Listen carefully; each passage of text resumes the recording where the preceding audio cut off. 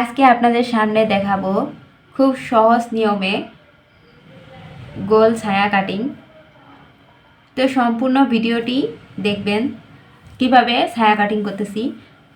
খুবই সহজ পদ্ধতিতে কিন্তু এই ছায়া কাটিংটি করা হবে, আর গোল ছায়ার মধ্যে তো কোনো ভেজালই নেই। প্রথমে এখানে আমি কাপড়টার এক সাইড থেকে বেল কেটে নিব।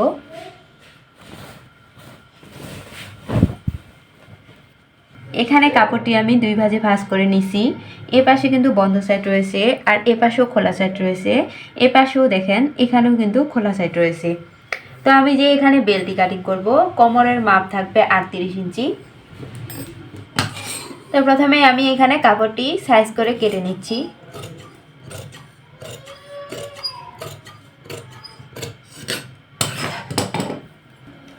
বেলটির এখানে কিন্তু সিঙ্গেল পার্ট হবে না, এখানে ডাবল পার্ট করে নিতে হবে।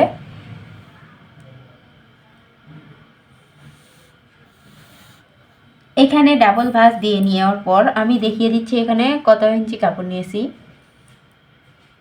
2.5 ইঞ্চি মোট আমি ডাবল ভাঁজে ভাঁজ দিয়ে কাপড় নিছি। তো আমি এখন এখানে কাপড়টি কেটে নেব।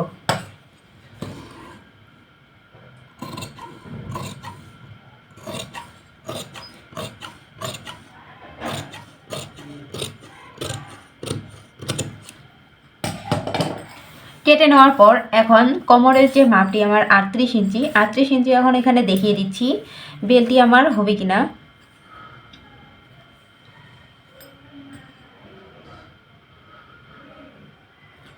তো এই যে এখানে কাপড়টির বহর বেশি দেখে 38 ইঞ্চি হয়েছে। আবার যদি বহর কম থাকতো, 2 হাত পানা থাকতো, তাহলে কিন্তু কোমরটার এখানে বেলটি আসতো না, তখন জোড়া দিতে হতো। তো বেলটি কাটিং করা হয়ে গেছে।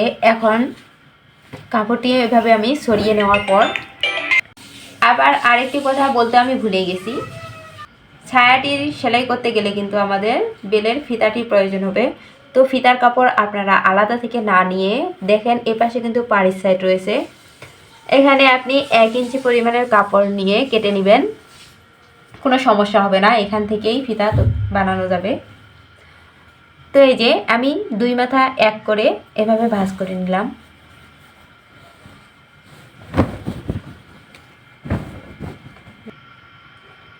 আমি এখানে মোট 4 ভাঁজে ভাঁজ করে নিছি। এখন দেখিয়ে দিচ্ছি কিভাবে ছায়াটির কোন পাশে কাটিং করতে হয়। তো এই পাশেও বন্ধ সাইড রয়েছে, এই পাশেও দেখেন বন্ধ সাইড, আবার এ পাশে খোলা সাইড, এ পাশেও খোলা সাইড। তো এখানে মোট 4 ভাঁজে ভাঁজ করা রয়েছে।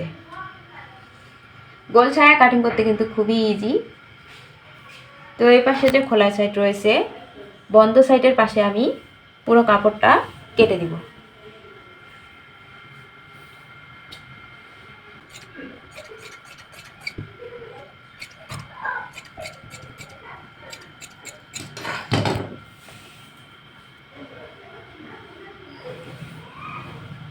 আমি দেখিয়ে দিচ্ছি, দেখেন এখানে কিন্তু মোট 2 পার্ট কাপড় আছে।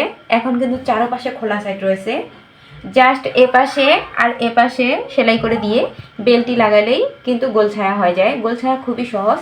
তো এখানে আমার কাটিং করা শেষ হয়ে গেল। ভিডিওটি আপনাদের কেমন লাগলো কমেন্টে জানাবেন।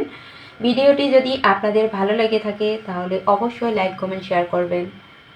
আজকের ভিডিও এই পর্যন্ত। সবাই ভালো থাকবেন, সুস্থ থাকবেন। আল্লাহ হাফেজ।